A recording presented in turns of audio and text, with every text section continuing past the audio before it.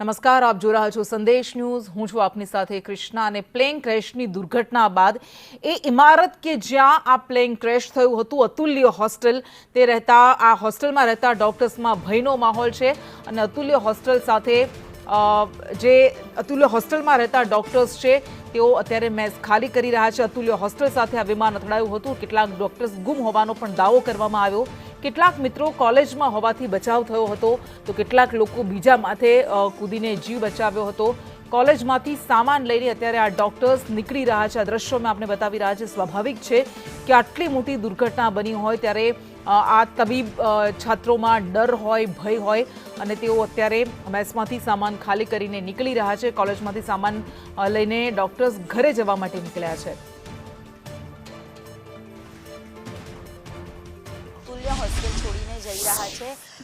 ગઈકાલે બચાવ થયો, કેટલા લકી માનો છો? બહુ લકી માનીશ પોતાની।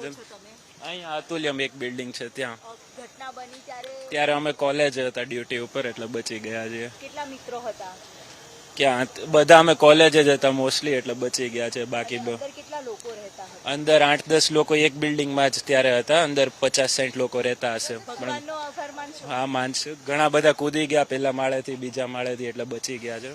હજી આ મોઢા ઉપર જે છે એ બધું સામાન અંદર રૂમ બળી ગયો તો સામાન કાઢ્યો એના કારણે। એટલે ભગવાનને લોકો, કેટલાક લોકો એવા છે કે જે ભગવાનનો આભાર પણ માની રહ્યા છે, કારણ કે આટલી મોટી દુર્ઘટનામાં પોતે હોસ્ટેલમાં નહીં પરંતુ કોલેજમાં હોવાના કારણે તેમનો આબાદ બચાવ થયો છે। જેથી બચેલા લોકો, વિદ્યાર્થીઓ છે, તે હવે હોસ્ટેલ છોડીને અન્ય સ્થળ પર રહેવા માટે જઈ રહ્યા છે, પરંતુ ભગવાનનો આભાર તો જરૂર માની રહ્યા છે। કેમેરામેન સંદીપ રાઠોડ સાથે દિવ્યા ચૌહાણ, સંદેશ ન્યૂઝ, અમદાવાદ।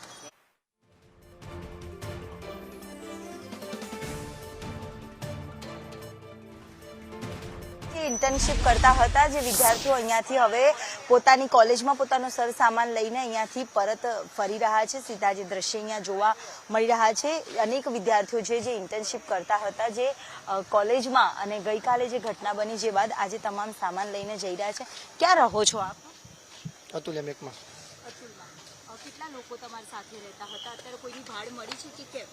ના, બધા જ સાથે જ છે ત્યાં। બધા સાથે છે, બધાનો બચાવ થયો। કેટલા મિત્રો સાથે હતા તમે? મિત્રો 3 જણા રૂમમાં હતા।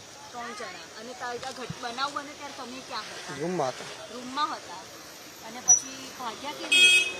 અવાજ આવ્યો એટલે ભાગી ગયો। Thank you. બસ લોકોમાં હજી પણ એ ડરનો માહોલ છે જે જોવા મળી રહ્યો છે।